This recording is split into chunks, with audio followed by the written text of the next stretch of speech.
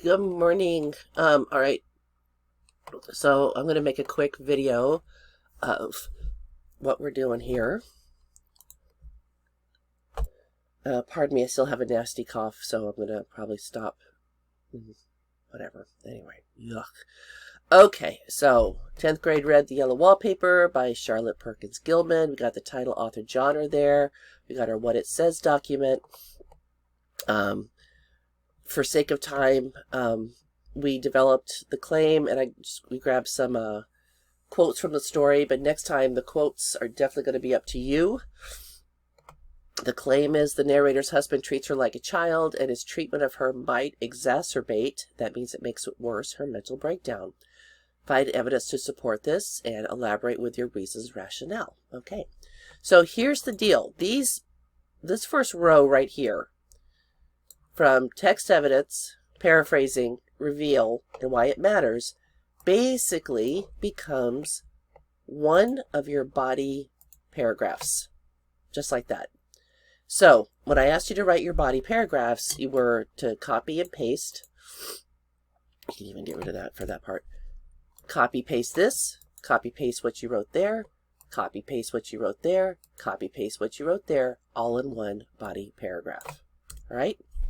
This becomes the next body paragraph.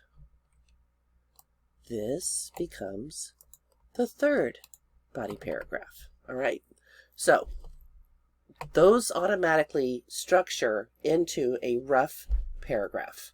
So there's two things that become pretty obvious at this point. Number one, you're going to have to read the story a few times. Probably, my rule of three, once, twice, three. When you read the story the first time, it's for the understanding. When you read it for the second time, it's to kind of through the lens of the claim or through a certain lens. The third time is where you're really gathering, and the second time, really gathering the hard evidence and doing the thinking. And this is when you would be really capable and prepared to fill out the rest of this, especially this column here, the so what. How does it help me make sense? So that's the prep work to this. But if you do the prep work, the drafting becomes pretty simple. I say that, but Okay, so now we're to the essay part of it. We're going to do the Avid header format, single space, name, class, period, date, right there. And then start first line indent, and it will end up being double space. Anyway, let's not talk about the formatting right now, but this is it. So you'll start off with the tag in the short story. Short story is the genre by Charlotte Perkins Gilman, author, Yellow Wallpaper. And then we can just take, this claim is pretty well written. I mean, sometimes you might have to restate the claim if it's a little awkward, but this one's okay. So I'm going to copy that, paste that, and then I don't need any more of this. That's just a placeholder. Oh, this bugs me, so I'm going to go ahead and change that right now. 12-point font, blah, blah, blah. Okay, so what we talked about yesterday was we need more. We asked, the whole class asked, is this enough for an introduction? No, it's not. We need this really important word right here, context. Especially in this situation, since it was written so long ago. And the context of something is the situation of something. Where did this take place? And this is also a really important part of thinking about the so what. Why does this matter? And let's think about this for a second. People have read this story for years. And I'll confess, even as an English language arts teacher, this was the first time I actually read the story. I knew the story, I knew what it was about basically, but it wasn't until reading it and doing some research about it that I got more of the context and why it was an important story and why do people keep reading it.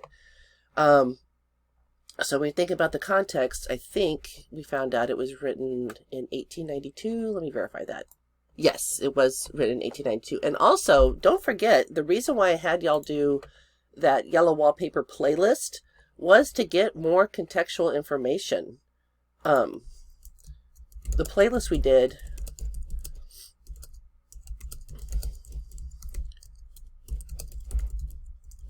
And y'all did a great job on those, by the way. You really did. So, we looked at that TikTok, we looked at, different art, we looked at, we read articles, we looked at the context of that. That was the purpose of that playlist.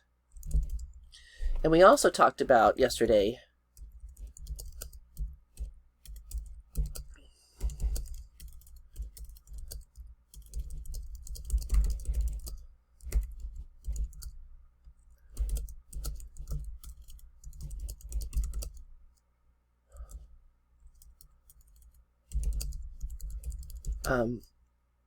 sorry, I'm getting ahead of myself.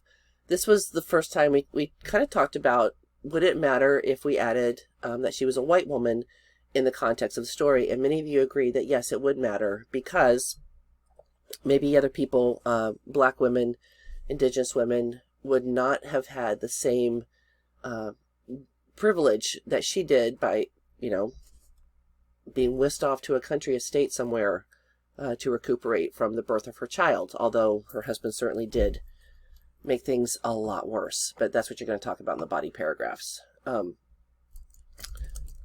So you're giving it context here. And in this context, in this introduction, this is the key part. That's when your body paragraphs are going to support your introduction, because we're talking about the claim. His treatment of her might exacerbate her mental breakdown. He definitely did. And then the next paragraph here, one of the ways the reader suspects the narrator may have postpartum depression is she says. So this right here, I added before the quote to give this context to the text evidence. So basically that's what you're doing as you're writing your introduction, your body paragraphs, and onward, and your analysis.